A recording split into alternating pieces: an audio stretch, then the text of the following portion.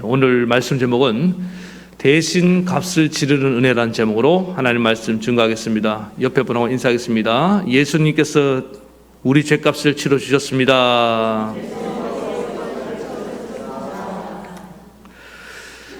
다시 한번 인사하겠습니다. 우리도 다른 사람의 값을 치르며 삽시다.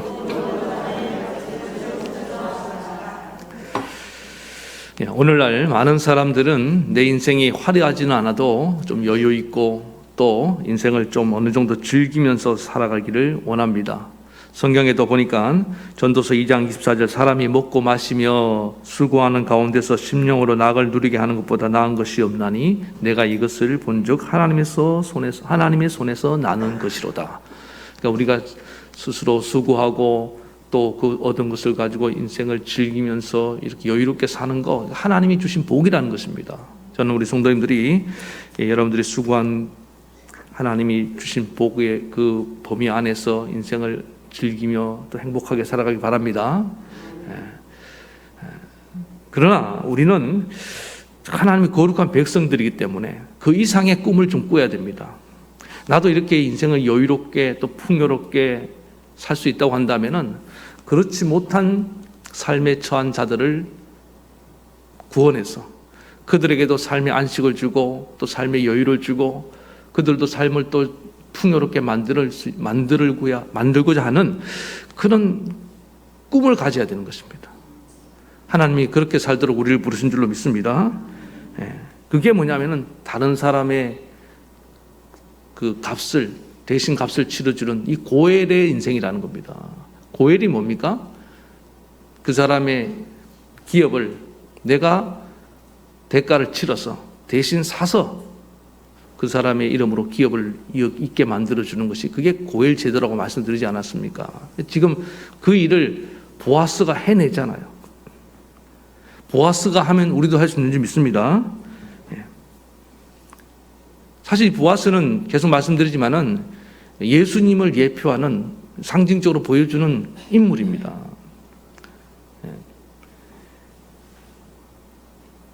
지금도 우리 하나님 아버지는 우리를 구원하기 위해서 쉬지 않고 일하고 계신 줄 믿습니다. 보아스가 이 일을 이루기까지 쉬지 아니하리라 그렇게 이야기했잖아요. 하나님이 우리를 위해서 일하시는 모습을 보여주는 거거든요. 예수님도 이 땅에 오셔서 우리의 죄값을 치르시기까지 그 마지막 그 일주일 한번 보세요. 십자가를 지는 그 순간 숨이 끊어질 때까지 포기하지 않았습니다. 계속 갑니다.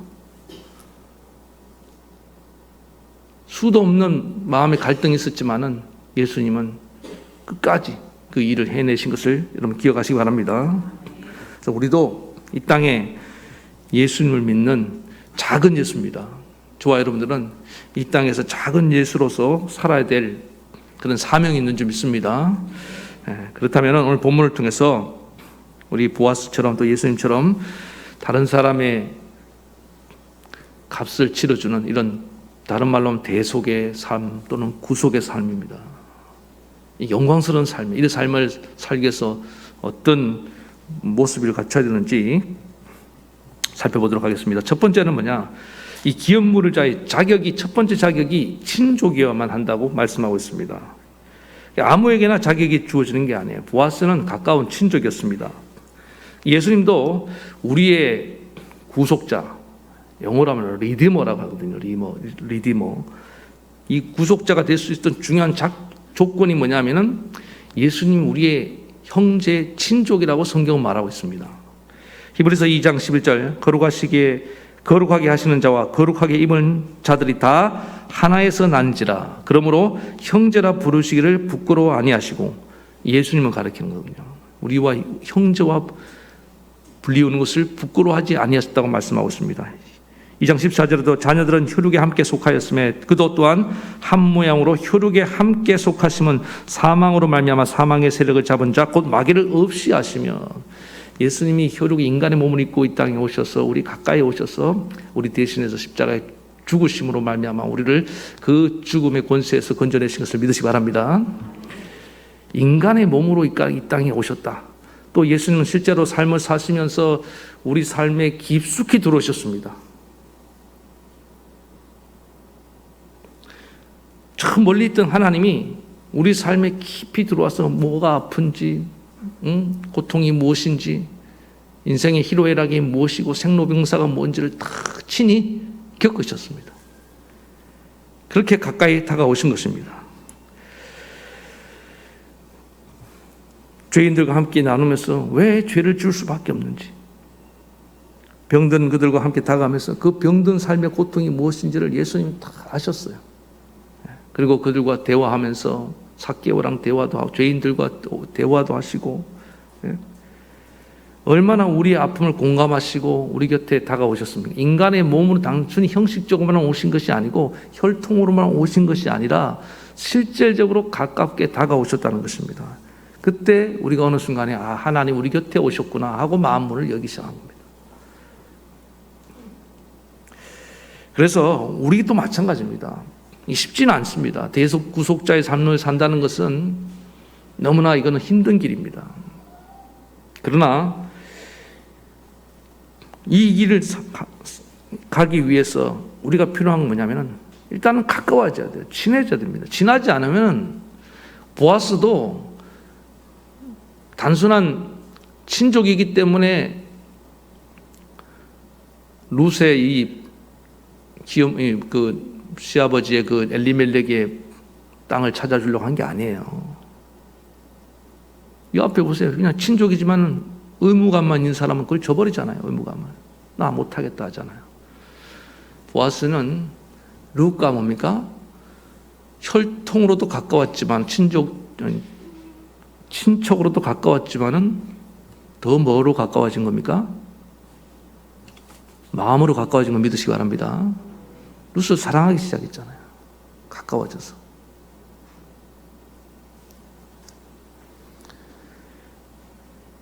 여러분 생각해 보세요. 아무 관계도 없는 사람이 어느 날 갑자기 내 빚을 갚아주겠다. 고맙습니다. 이런 사람 있습니까? 아무 상관이 없는 사람이 어느 날 나에게 호의를 베풀어 주셔, 큰 호의를 선물을 주겠대요. 이 사람 무슨 다른 속셈 있는 거 아니야? 무슨 불순한 의도가 있는 거 아니야? 의심할 거 아닙니까? 못 받아들입니다. 그 쉽게. 그래서 적어도 내 사정을 알고 나를 이해하는 사람, 가까운 친척 같은 사람이 그 은혜를 베풀 때는 미안하고 부담되긴 하지만은 그래도 어떻습니까? 나중에 갚으면 되겠지 하면서 받아들이잖아요. 그래서 제가 보니까 왜 교회 안에서 이 검증거래가 많은가 생각해 보니까 서로 신뢰관계 형성이 된 거예요. 너무 믿으니까. 그냥 줘버리시기 바랍니다. 이거는 무슨 얘기냐면은 갑자기 검증거래 얘기까지 가버렸는데 그만큼 뭡니까? 마음이 열렸다는 거예요. 신뢰가 쌓인다는 겁니다. 이거 보아스와 예수님을 통해서 하나님이 행하신 방법입니다. 배워야 됩니다. 우리가 친척보다 더 가까운 친척이 되라. 우리말에 이웃 사촌이란 말이 있지 않습니까? 먼 친척보다 가까운 이웃이 낫다. 먼 친척은 신경도 안 돼. 내 사정을 전혀 몰라. 그런데 가까운 이웃은, 우리 교인은 내 마음, 내 속 사정을 너무 잘 알아요. 그래서 기회만 있으면 도와주고 싶어 한단 말입니다. 이게 구속자의 삶을 하려 하더라도, 우리가 살려 하더라도 명심할 건 뭐냐?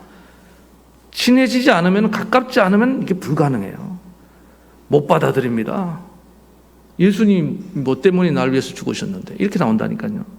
나와 무슨 상관이 있냐 이 말이에요. 그러나 예수님이 다가와서 나의 친구가 되셨다는 것을 깨닫는 순간 이분은 나와 가까운 사이이기 때문에 내 친구로서 나를 위해서 목숨을 내어주셨구나. 그래서 우리가 해야 될 일은 뭐냐 하면요, 가까워져야 됩니다. 여러분들 주변에 있는 우리가 이 예수님처럼 대신 값을 치르는 그런 해줘야 될 사람들에게 다가갈 수 있기를 간절히 바라겠습니다. 친해지라는 거예요. 제임스 렌이 대사 얘기했지만은 인사하면서 자주 만나고 이렇게 마음문이 열리니까 어떻습니까? 코카콜라 회사 사장인지도 몰랐잖아요. 몰랐는데 어느 날 이렇게 대화하다 보니까 그 집에 가서 밥도 먹고 잔디도 깎아주고 하다가 5억 불 받은 거 그것만 생각나요? 그 이전에 뭐예요? 그 외로운 노인의 마음의 짐을 들어준 겁니다. 꼭 우리가 다른 사람의 짐을 져주고 값을 치러주는 인생 하니까 물질만 생각하지 마세요. 어떤 사람은 돈은 많은데 이 영혼이 텅 빈 인생들이 얼마나 많은지 압니까? 그러니까 코카콜라 회장도 돈을 주체하지 못하고 있다가 그냥 갈 뻔했잖아요. 그러나 레인이 만나갖고 어떻습니까? 정말 유익한데 기부하게 되고 서로 윈윈한 거 아닙니까? 그래서 여러분들 하나님이 붙여주신 사람을 멀리하지 마시기 바랍니다. 그 사람과 친해지세요. 그러면 반드시 때가 되면은 그 사람의 짐을 져주고 그 사람의 영혼을 구속하는 일이 일어나게 될 줄로 믿습니다. 그러면은 그다음 두 번째 단계는 뭐냐면은 그렇게 친해지고 친족이 되어야 된다는 것이고, 두 번째는 뭐냐? 또 그러면 그 중에서 아무에게나 이 값을 치를 능력을 우리가 대신 값을 치러줄 수 있는 게 아니라는 거예요. 다시 말해서 갚을 능력이 없는 사람을 대상으로 삼으라는 것입니다. 룻과 이 나오미는 갚을 능력이 없어요.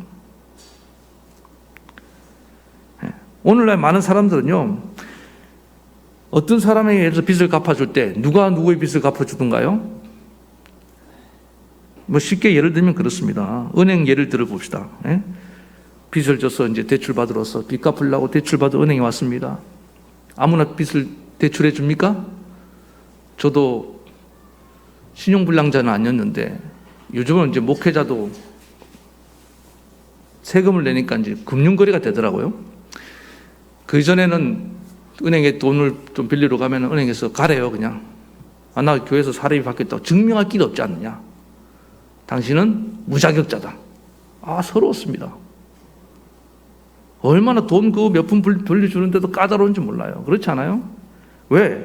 은행도 부도나면 안 되니까. 되갚을 능력이 있는지 보고 돈을 빌려준다 이 말입니다. 세상은 그래요.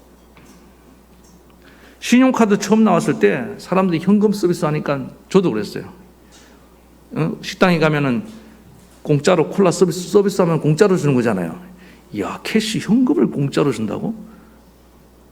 제가 순진했죠. 그래서 돈 10만 원을 딱 받았는데 오늘 명세서가 자꾸 날라오더라고요. 갚으라고.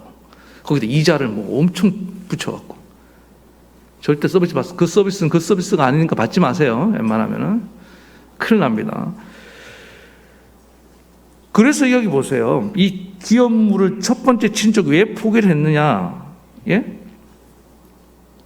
손해를 생각했잖아요. 이거 지금 내가 땅을 사서 기업을 물어줘도 나한테 이익이 전혀 안 된다고 생각하니까 그런 거예요. 사람들은 이익이 되면은 돈을 빌려줍니다. 갚아줍니다. 다 이익과 관계되어 있다고요. 그런데 내가 지금 이 땅을 이렇게 사갖고 내가 물려준들 나한테 무슨 이익이 되겠느냐. 그런데 하나님은 이익이 안 되는 사람, 손해볼 것 같은 사람한테 해주라는 거예요. 그게 오늘 하나님 명령입니다. 하나님이 이 고일 제도를 만든 이유가 있다고 그랬지 않습니까? 가난하고 또 빚을 져서 조상으로부터 하나님 분배해 준 그 땅을 잃어버릴까 봐. 그 대대에 영원토록 하나님은 그걸 유지해 가도록 하는 것이 하나님의 뜻입니다. 그래서 가까운 친족이 혹시 이 사람이 빚을 져서 또 가난해서 그 땅을 빼앗기게 되면 넘어가게 되면은 가까운 친족이 와서 그걸 대신해 주도록 일종의 이게 연대보증 같은 거 사실 맞거든요. 그런데 그 이스라엘 공동체는 그걸 굉장히 신성시했어요. 그 의무를. 그걸 굉장히 부담스럽게 생각하지 않고 능력이 있는 사람들이 그걸 아주 귀하게 받아들였다고요. 권리자 의무로. 여러분들 여러분 집이 막 저당 잡혀 나라면 넘어갔는데 형제들이 친척 중에 와서 딱 이렇게 사주는 걸 법조화 시켜놓으면 아마 다 반대할걸요. 누구 죽으라고 그렇게 합니까?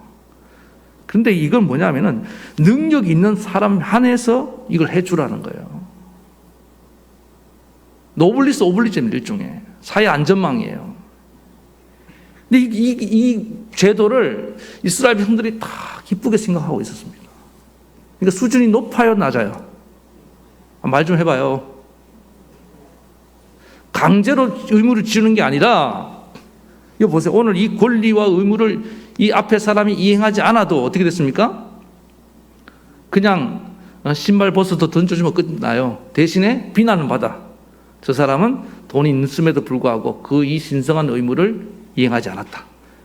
그 정도로 끝나지 뭐 감옥에다 집어넣고 세금 부과하고 이렇게 하지는 않았습니다. 그 대신에 다음 사람에게, 보아스 같은 사람에게 세컨 찬스, 그 다음 기회를 주는 거예요. 그러니까 보아스는 내가 이 신성한 권리와 의무를 이행하겠다고 나온 겁니다. 예? 손해볼 각오를 하는 거예요. 갚을 능력이 없지만은 내가 이것을 귀하게 여기고 사명으로 여기고, 단순히 뭐 인간적으로 룻을 사랑해서 이것만이 아니라 엘리멜렉의 집안도 하나님의 택함 받은 집안이기 때문에 그 집안도 대를 이어서 가야 된다. 이걸 뭐로 여긴 겁니까? 거룩한 사명으로 여긴 겁니다. 기쁨으로 여긴 거예요. 예수님도 마찬가지 아닙니까? 우리가 갚아야 될 죄값이 너무너무 커서 이거는 갚을 능력이 없습니다. 그래서 1만 달란트 빚진 자 비유가 나온 거 아니에요. 갚을 능력이 있으면은 예수님께서 굳이 저 하나님 그 천상에서, 천국에서 이 땅에 오실 필요가 없어요. 그냥 각자 알아서 갚아라. 그런데 이게 쌓여갖고 갚을 자가 없어요. 인간은 하나님 앞에 진 빚을 갚을 수가 없는 것을 기억하시기 바랍니다.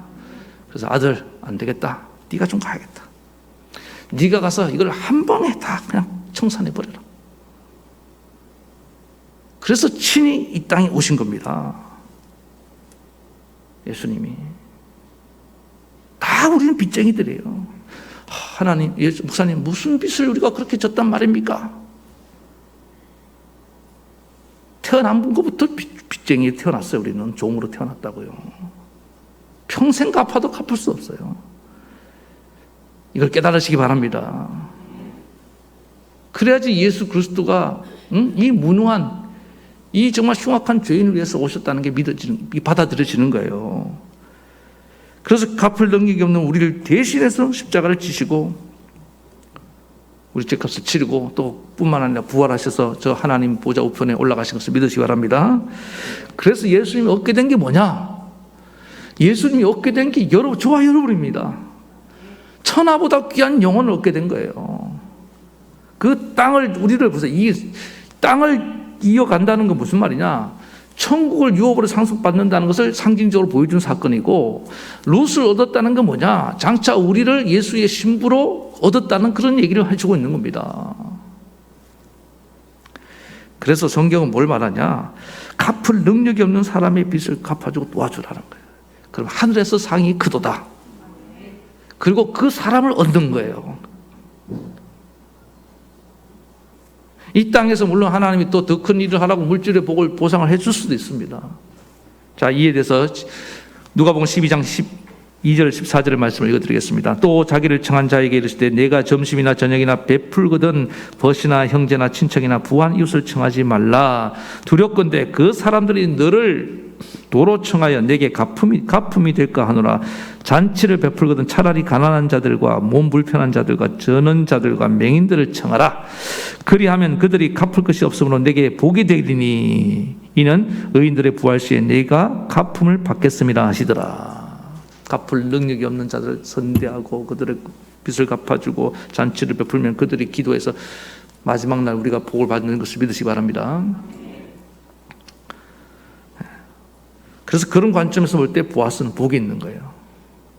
자기 재물에는 손해가 가지만은 자기 이름을 명의로 이 땅을 얻는 게 아닙니다. 엘리멜렉의 그 집안의 이름으로 명의를 떼어줘야 되거든요. 그러나 무엇보다도 하늘에서 상이 크도다. 엘리멜렉은 천국의 상을 바라보는 눈이 열린 거예요. 또 엘리멜렉은 뭡니까? 이 정말 하나님 소중한 룻을 아내로 맞이하고, 그리고 엘리멜렉이 알았을까요? 이 다음에 나오는 이제 다윗의 조상이 되고 그 다음에 메시아의 조상이 되는 이 복을 받게 된다는 것을 알았을까요? 그래서 우리도 보세요. 갚을 능력이 없는 자들의 빚을 갚아주고 우리가 이렇게 대신 값을 치르는 삶을 사는 것은 예수 그리스도의 계보에 들어가는 거예요. 아시겠습니까? 목사님, 우리 집안 족보는요, 어떻게 되는지도 몰라요. 이 땅의 혈육의 족보를 생각하지 마세요. 아무 중요한 게 아닙니다. 예수 그리스도와 같은 구속자의 삶을 사는 순간 우리는 예수 그리스도의 족보로 들어온다 이 말이에요. 벌써 이게 뭐 와닿지가 않으시나 어떻게? 혈통이 달라지는 겁니다. 우리 완전히. 그 영광을, 메시아의 계보에 들어가는 영광을 우리에게 주시겠다는 거예요. 믿음의 계보에 들어오는 겁니다. 아브라함으로부터 시작한 이 믿음의 계보에. 그게 얼마나 감사합니까? 그래서 여러분들, 우리 주변에 다가오는 외로운 자, 가난한 자, 병든 자, 갚을 능력이 없는 자들, 그분들은 나에게 축복의 통로로 오고 있다는 사실을 기억하시기 바랍니다. 얼마나 감사한지 몰라요. 그 다음에 두 번째, 그 다음에 세 번째는 뭐냐? 능력이 있어야 된다는 겁니다. 지난주에 제가 책임감 얘기를 했는데, 책임감만 가지고 부족해요. 책임을 질 수 있는 능력이 있어야 되는 겁니다. 오늘 본문에 기업 물을 자의 자격 조건이 친족이어야 된다. 그 다음에 유력한 자, 보아스에 대해서 그는 유력한 자였다. 보아스가 아무리 룻을 사랑하면 뭐합니까? 갚을 능력이 없으면은 이건 뭐예요? 그냥 좋았다 마는 거죠. 그렇지 않아요? 안타까운 그냥 러브 스토리로 끝나버리는 거예요. 근데 보아스에게는 뭐가 있었습니까? 이 땅을 사드릴 수 있는 능력이 있었습니다. 부모님들이 자식을 사랑해. 너무너무 사랑해. 막 간도 쓸개도 빼줄처럼 사랑하는데, 이거 등록금을 보탤 능력이 없는 거예요. 마음이 찢어집니다. 찢어져요. 결혼을 해야 되는데, 집을 장만할 능력이 없어요. 미치는 거죠, 아주. 괴롭습니다. 근데 제가 그랬다고 그랬잖아요. 뭐 하려고 하는데 안 돼요. 그런데 하나님께 능력을 구하니까 어떻게 주셔갖고 저도 장가간 걸 믿으시기 바랍니다. 책임감만 있었던 게 아니라 책임졌어요. 그러니까 여기까지 왔지.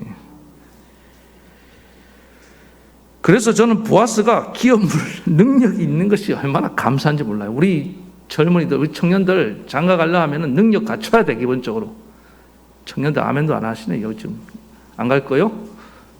다시 한번 우리 청년들 기본적인 능력을 갖추시길 축원합니다. 그건 있어야 되는 거야. 결혼할 현실적인 능력이 있어야 되는 거지. 당연히 있어야 되는 거예요. 책임감만 갖고 되는 게 아니라고. 책임질 능력. 예수님은 우리를 사랑해 책임질 마음도 있었지만 책임질 능력을 갖고 오신 분인 것을 여러분 기억하시기 바랍니다. 왜냐? 예수님은 인간의 몸으로만, 인간으로 오신 것이 아니라 인간 예수 목수의 아들로만 오셔서 우리를 동정하고 그냥 막 함께 눈물 흘리고 아파하고 그런 게 아니라 실질적으로 가난한 자를 부욕해 하셨습니다. 병든 자를 고치셨습니다. 귀신들을 쫓아내셨습니다. 예수님은 그 안에서 사역하시면서 하나님이 살아계신 것을 보여줬다 이 말입니다. 내가 하나님인 것을 보여줬어요. 중풍병자를 일으키면서 바리새인과 서기관들 시비를 걸 때 그들은 뭐라고 했습니까? 참남하도다. 신성모독죄도다. 하나님의 누가 능히 죄를 사하겠느냐. 그래 맞아. 예수님께서 뭐라고 말씀하십니까?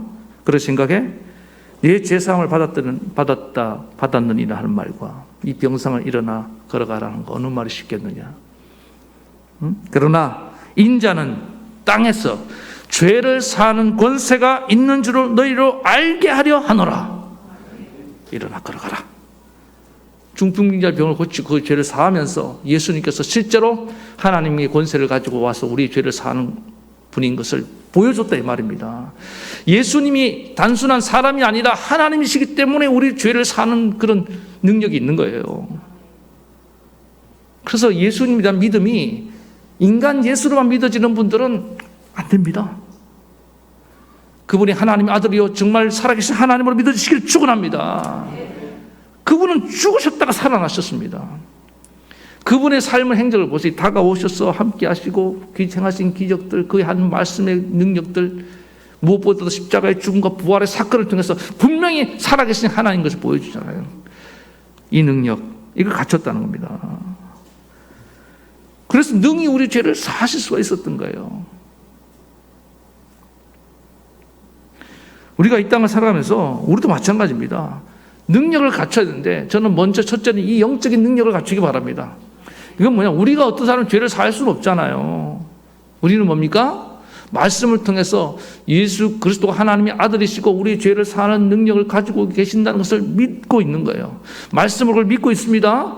그 무장한 복음을 가지고 다가가서 영혼의 고통 가운데 있고 아직도 죄의 짐을 지고 인생을 방황하며 고통 가운데 있는 이들에게 증거할 수 있는 겁니다. 그래서 말씀으로 준비되어 있는 것이 중요합니다.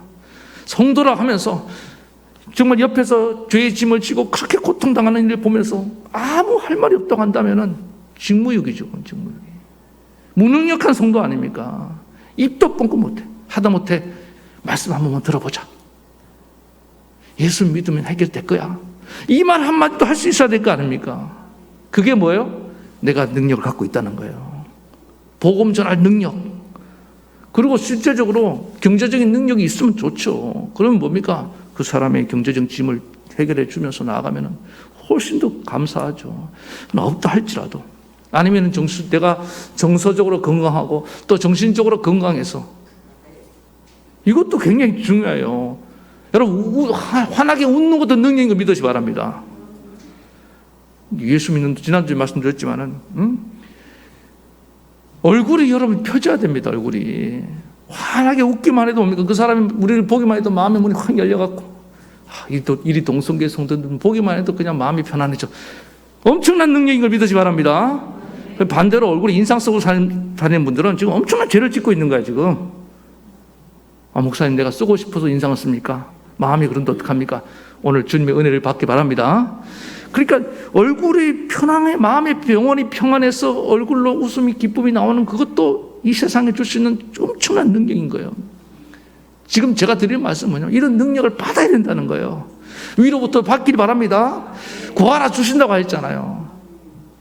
저도 항상 기도하는 게 하나님, 여러분도 기도하시대요. 말씀의 능력을 주시옵소서. 말씀의 능력이 뭐냐 보니까 이게 그렇다고요. 하나님의 말씀을 통해서 여러분에게 이 능력이 들어가도록 만드는 게 말씀의 능력이더라고요. 마음의 문이 닫혀있는 자들이 그 마음의 문이 열리고 회개케 하는 역사가 일어나고 은혜 받고 새로워지고 변화받는 거, 어제와 오늘이 달라지는 거, 이게 능력 아니냐 이 말이에요. 그 능력으로 무장했기 때문에 오늘 보아스도 룻을 기업을 물어주고 건질 수 있을 것을 믿으시기 바랍니다. 오늘 간절히 바라게 하나님이 여러분에게 이 영적인 능력, 물질적인 능력, 정신적인 능력, 지적인 능력 다 쏟아부어 주길 축원합니다. 능력받은 성도 되어야 되는 겁니다. 그 다음에 마지막은 뭐냐? 과정인데 방법입니다. 보아스가 기업을 물기 위해서 이 롯을 이제 산다고 그러잖아요. 사기 위해서 누구에게 먼저 기회를 줍니까? 그보다 앞선 자에게 기회를, 우선권을 먼저 줍니다. 이게 무슨 얘기냐? 보아스는 절차와 과정을 중요하게 생각했다는 것입니다. 여러분, 어떤 일을 할 때 과정이 정말 중요합니다. 어떤 사람은 목적이 선하면 과정은 어떻게 해도 상관없다. 목적 지상주의적인 생각 갖고 있는 분들이 많아요. 오늘날 제가 안타까운 거는 젊은이들도 약간 이 세상에 잘못된 영향을 받아갖고 돈만 벌 수 있다면, 뭐 지난번에 제가 말씀드렸잖아요. 청소년들 대상으로 반부패 지수 조사를 했는데, 뭐 10억을 줄 수 있다면 50억인가 10억을 주면은 10년 동안 감옥에 가겠다고. 우리 청소년들 상당수가 거기 동의한다는 거예요. 나에게 돈을 벌어다 줄 수 있다면은 정치권의 지도자들이 부패해도 그냥 눈 감아주겠다. 요즘 애들이 그렇게 생각하는 데 많다는 거 아닙니까, 지금? 심각한 거 아니에요? 그렇게 해서 쌓은 부가 그게 안전할까요? 그 건강할까요? 다 타락하는 겁니다. 변질되는 거예요. 모래 위에 선 성처럼 다 무너져 내리는 거 아니겠습니까? 여러분, 공산주의가 왜 비난을 받는지 압니까? 목적이 나빠서가 아니에요. 방향은 모든 사람이 부자도 없고 가난한 자 똑같이 공평하게 평등하게 나눠 갖고 살자. 얼마나 좋아. 누가 뭐래요 그게. 초대교회 성경에서 막스가 그 모티브를 얻어갖고 이 공산주의를 주창하기 시작한 겁니다. 초대교회를 보니까 가진 자나 없는 자나 다 서로 자기 걸 내어놓고 유무상통하고 저희 저희 교단에 그렇게 시행하는 교회가 있어요. 다 월급 통장을 다 교회로 보내. 교회로 보내. 그래서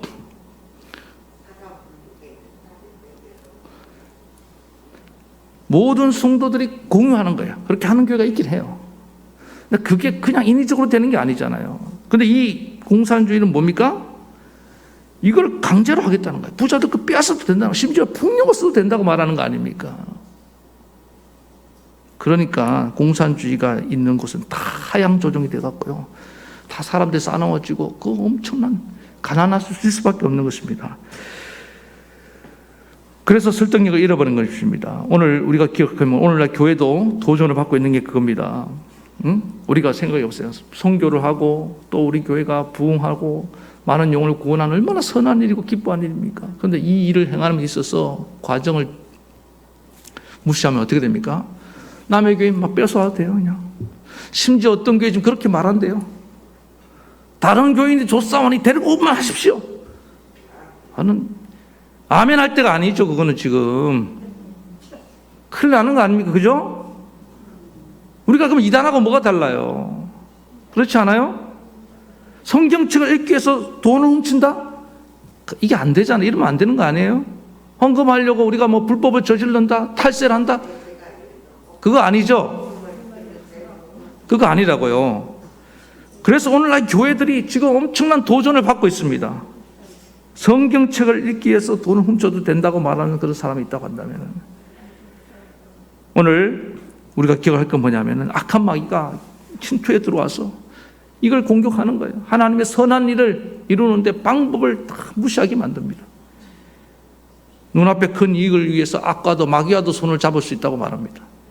이게 보통 큰 유혹이 아닙니다. 지금 하나님이 우리 죄값을 치르는 방법이 십자가라는 방법인데, 이거 왜 이렇게 했느냐? 제가 묵상을 하다가 왜 굳이 이 방법을 사용하시느냐? 하나님이 뭐가 아쉬웠어? 이유가 있어요. 그럼 마귀가 있기 때문에 그렇습니다. 마귀가, 잘 보세요. 마귀는 하나님의 속성을 너무너무 잘 압니다. 하나님이 중요한 두 가지 속성이 있다고 그랬죠. 하나님은 공의의 속성과 사랑의 속성이 있습니다. 만약에 하나님이 우리 죄를 그냥 다 용서해주고 우리를 살려주면은 마귀가 뭐라고 얘기했습니까? 하나님 좀 변하셨네요. 공의 하나님이 그렇게 쉽게 용서해줘도 되는 거예요? 그렇게 치고 들어온다는 거예요. 또 반면에 그럼 다 죽일까? 그래서 하나님이 죄의 싹은 사망이니까 인간들을 다 벌해서 다 죽여요. 그럼 마귀가 또 비웃으면 그럴 거 아니에요. 하나님 인간들 사랑한다고 하면서 다 거짓말이었네. 피도 눈물도 없는 매정한 분이네. 이렇게 말한다 이 말이에요. 마귀는 정말 나빠요. 은혜가 필요할 때는 공의를 얘기하고, 사랑을 필요할 때는 공의를 얘기하고, 그 다음에 공의가 필요할 때는 꼭 사랑을 들고 나온다 이 말입니다. 그런데 이 두 가지는 다 하나님의 속성입니다. 지금 사실 이 사회, 교회 안에 여러 가정에서 다 이것 때문에 싸움이 일어나고 있는 거 아니에요? 분명히 명백하게 잘못했어요. 죄값을 치러야 되는데 그게 누구예요? 내 자녀야, 내 부모야. 함부로 단죄하고 함부로 그렇게 할 수 있어요? 그럼 교회 안에는 그런 문제가 없습니까? 다 생겨난다 이 말입니다. 예수님이 십자가를 왜 쥐어만 했냐? 딱 보니까 이 방법밖에 없어요. 하나님이, 야 아들, 네가 가서 저들 대신 좀 죽어야겠다. 그래서 저 마귀의 입을 틀어막자. 그래서 예수님이 우리 죄값을 지고 대신 대속의 제물이 되셨습니다. 그러니까 마귀가 할 말이 없는 거예요. 왜? 우리 죄를 물으려 하니까 이미 예수님이 치렀어요. 하나님 공의를 만족시키셨죠. 그런 거 아닙니까? 그리고 우리를 구원하심을 말, 우리를 사랑하시고 우리를 구원하시게 되셨고. 그래서 제가 아까 조금 말씀드렸는데, 구원의 이 대속의 방법은 언제나 희생과 십자가 외에는 방법이 없습니다. 아까 교회 얘기 좀 하면요, 교회에 어떤 문제가 생기잖아요. 정말 어렵습니다. 그냥 법대로 하면 편해요. 세상 법정 모르는 사람이면 법대로 하면 편합니다. 그렇지 않던가요? 그런데 뭐가 걸려요? 사랑이 걸린다 그랬잖아요. 그렇다고 해서 또 그 공의를 없애고 사랑을 얘기하면 교회는 뭡니까? 예? 불의가 죄가 만연한 그런 맹목적인 교회가 될 거 아닙니까? 이 두 가지를 만족시키려면 어떤 사람이 실수를 했을 때, 잘못했을 때 뭐가 필요합니까? 구속자가 나와야 되는 거예요. 그 구속자가 한 사람일 수도 있고 그 구속자가 공동체 전원이 될 수도 있는 겁니다. 죄는 한 사람이 지었는데 죄값을 누가 치릅니까? 공동체가 다 짊어지는 거예요. 사실 이 원리로 이 세상이 유지되어 가고 있는 거예요. 그 사람 치를 능력이 없어. 어떻게 교회에 막대한 손해를 끼쳤는데 죽여요? 제가 책임지겠습니다. 그거 제가 갖겠습니다. 그 희생을 자녀가 잘못하면요, 부모가 내가 책임지겠습니다. 그래서 자녀 살려냈습니다. 여러분 자녀 그렇게 키우지 않았어요? 그래서 이 십자가 외에는 대속도 안 되고 이 십자가 외에는 살릴 수가 없다 이 말입니다. 그래서 그 가운데 교회는 살아나고 가정도 살아나고 사회도 여러분 다 살아나게 될 줄 믿습니다. 너무 정의 좋아하지 마세요. 정의 필요하죠. 공개 필요하죠. 그러나 그 이상의 책임지는 이 대속의 삶을 사는 사람이 되라 이 말입니다. 구속자가 되길 축원합니다. 구속자는 우리 예수님밖에 없지만은 그 구속자의 삶을 살아라는 거예요. 영광스러운 삶입니다. 그게 살려내는 삶이고 복된 삶이 좀 있습니다. 그런 삶을 살아가는 조합원 되기를 간절히 축원합니다. 말씀의 결론, 오늘 우리 모두가 예수님처럼 보아스처럼 이 구속자의 대신 값을 치르는 삶을 살아갈 수 있기를 다시 한번 바라겠습니다. 여기까지 하겠습니다. 우리 말씀 생각하시면 찬양 부르겠습니다.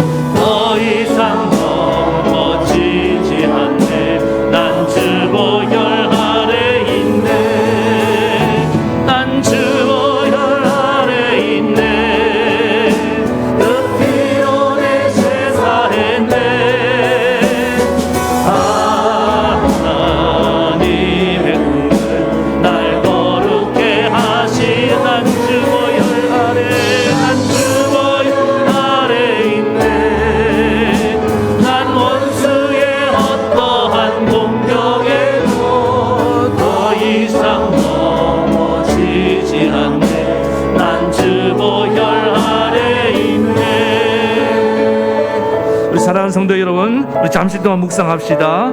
우리가 보아스처럼 예수님처럼 다른 사람의 그 값을 치러주는 이런 구속의 삶을 살려면요, 먼저 우리 예수님이 어떤 대가를 치르시고 이 땅에 오셨는지를 우리가 기억해야 됩니다.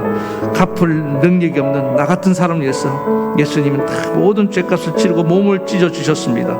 그리고 예수님 인간의 몸으로 가까이 오셔서 다가오셔서 우리 마음이 열렸기 때문에 우리가 그 대속의 은혜를 받아들일 수가 있었던 겁니다. 우리도 하나님 이렇게 다가가게 도와주시고, 또 갚을 능력이 없는 사람들, 우리 능력 많은 사람들만 좋아하는데 하나님 능력이 없는, 아무 갚을 능력이 없는 사람들을 만나서 그들의 짐을 짊어주는 법을 배우게 도와주시옵소서. 그리고 예수님처럼 예수 하나님 위로부터 하나님의 능력을 받아서 물질의 능력도 받고 지적인 능력도 받고 영적인 능력도 받아서 갚을 자격을 갖추기 원합니다. 능력을 갖추기 원합니다. 사랑하는데 책임감도 있는데 능력이 없어요. 짐을 져줄 아무것도 할 수 없다면 그런 병약하고 무기력한 자가 무엇을 할 수 있겠습니까? 오늘 주님 내게 능력을 주시옵소서. 하다못해 다른 사람 마음이라도 편안하게 해줄 수 있는 그런 능력이라도 주시옵소서. 그리고 과정입니다. 십자가의 방법밖에 없습니다.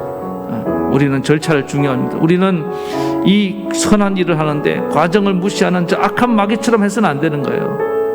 오늘 하나님 그래서 이 공의와 사랑을 만족시키는 이 십자가의 자기 희생의 길밖에 없음을 깨닫습니다. 주님 오늘도 나를 내어드리기 원합니다. 나를 사용해 주시옵소서. 예수님처럼 내 가정에서 교회에서 직장과 일터에서 하나님 바로 내가 이 구속자의 삶을 사는 중요한 하나님의 전략이고 방법임을 알게 되었습니다.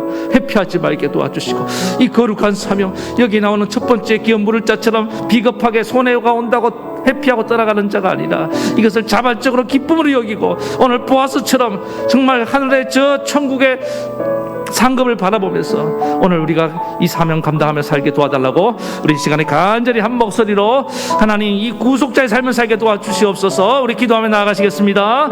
하나님 아버지 이 시간에 간절히 기도합니다. 주님 우리를 위해서 저 하늘 보좌를 보내시고 우리 가까이 오셔서 인간의 몸을 입고 오셨습니다.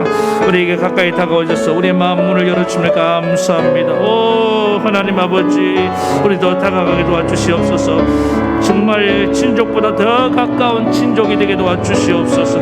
그리고 갚을 능력이 없는 우리를 위해서 예수님 몸을 찢고 피 흘려주신 것처럼 우리도 아버지 하나님 아무 능력이 없는 가난한 자 무능력한 자 병든 자를 찾아가게 도와주시고 그들의 값을 치러주고 그들을 구원해낼 수 있도록 은혜 베풀어 주시옵소서. 하나님 아버지 간절히 기도합니다.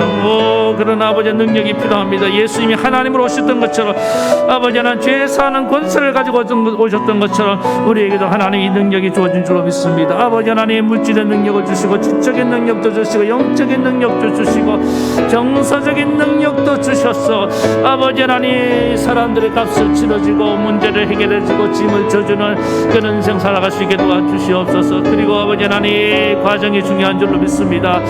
아버지 하나님 보아스처럼 과정을 중요시 여기고 예수님도 아버지 하나님 마귀에게 빌미를 제공하지 않기 위해서 십자가라는 방법을 통과하신 것을 기억합니다. 희생의 길입니다. 결국에는 아버지 하나님 이 공의를 만족시키며 사랑을 만족시키는 이 내 자기 희생의 길 각자의 자리에서 아버지 하나님 희생하기를 두려워하지 말게 도와주시고 자발적으로 기쁨으로 아버지 하나님 이것을 영광스럽게 생각하며 아버지 하나님 이 길을 갈 수 있는 우리 모든 성들 되어서 날마다 아버지 하나님 이 구속자의 삶을 살고 아버지 하나님 한 영혼을 건져내는 복된 삶을 살아갈 수 있도록 은혜 베풀어 주시옵소서. 예수님의 이름으로 기도하옵나이다. 아멘.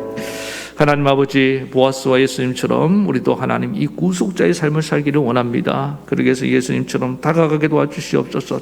하나님 가난한 자들 밑바닥까지 다가가 그들과 친해지고 마음의 문을 열 수 있게 도와주시옵소서. 갚을 능력이 없는 자들 하나님 그들이 바로 우리에게 친해져야 대상인 줄로 믿습니다. 가난한 자 소외된 자 병든 영혼들 하나님 그들에게 다가가게 도와주시고 그들을 또 죄값을 치르기 위해서 하나님 능력을 갖춰야 되는 줄 믿습니다. 오늘 예수님이 하나님의 권세를 가지고 온 것처럼 우리에게도 이 능력을 주시옵소서. 보아스에게 재력이 있었던 것처럼 물질의 능력도 주시옵소서. 지적인 능력도 주시옵소서.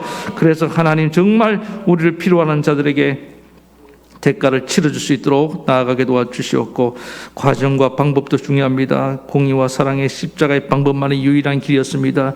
손해보는 길만이 유일한 길입니다. 하나님 오늘 우리가 이 길을 갈 수 있도록 도와주시고 내게 주신 이 신성한 권리와 의무를 회피하지 않고 하나님 받아들이며 기쁘게 감당하는 주의 종들 되게 도와주셔서 날마다 아버지 하나님 이 구속자의 영광스러운 삶을 살고 한 영혼 한 영혼을 건져내는 복된 성도와 교회가 되게 하옵소서.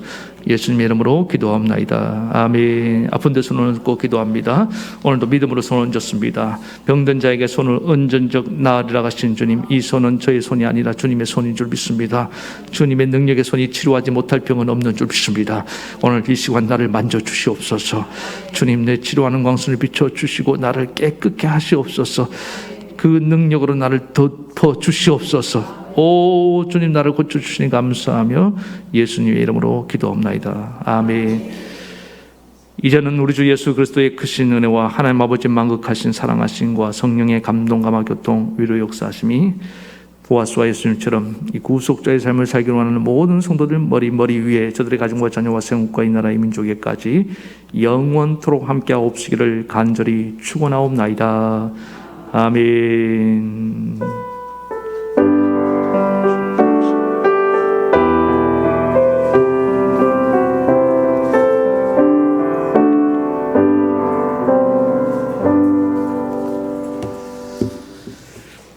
예, 그대로 재직회는 바로 이어서 진행하도록 하겠습니다. 재직된 자리에서 잠깐 남아주시기 바랍니다. 예.